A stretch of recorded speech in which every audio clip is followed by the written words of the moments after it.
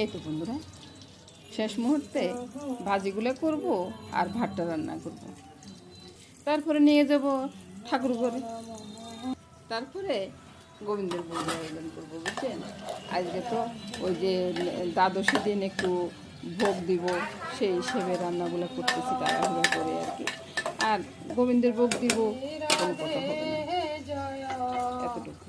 হরির নাম করতে করতে রান্নাগুলো করে নিচ্ছি, খুব সহজে রান্নাগুলো হয়ে যাচ্ছে। এই তো দেখুন না, ধনিয়ার গুঁড়াটা ওই যে আগে দিনে আর কি, পরে দিছি একটু গ্রানটা বের হওয়ার জন্য, গ্রানটা ভালো হওয়ার জন্য আর কি। বুঝতে পারছে কিনা জানি না। ওই এই রান্নাটা হয়ে গেছে। রান্নাটা হয়ে গেলে একটু তুলে নিব গোবিন্দের জন্য, তারপর অন্য কিছু রান্না করব। আর ভাতটাও তো বাকি আছে রান্না করার। এই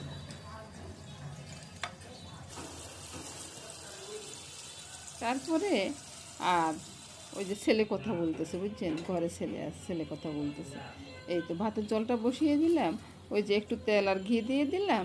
তেল আর ঘি দেওয়ার পরে পরে চিন্তা করতেছেন তো তেলটা হলুদ কেন, ইচ্ছে করিয়ে দিতেছি, ওই যে ভাতের কালারটা সুন্দর হবে তাই দিতেছি। একটু ঘি ছড়িয়ে দিলাম, তারপরে চালটা ঢেলে দিব। গোবিন্দের কৃপা সব হয়ে যাবে।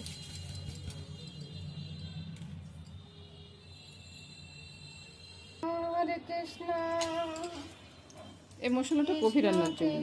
গভীর রান্নাটা মনে হয় আপনাদেরকে পুরোপুরি দেখাইতে পারব না আর কি, ওই পোড়নটা দেখিয়ে দিচ্ছি। তো নমস্কার বন্ধুরা, পরের ভিডিওতে সবাইকে।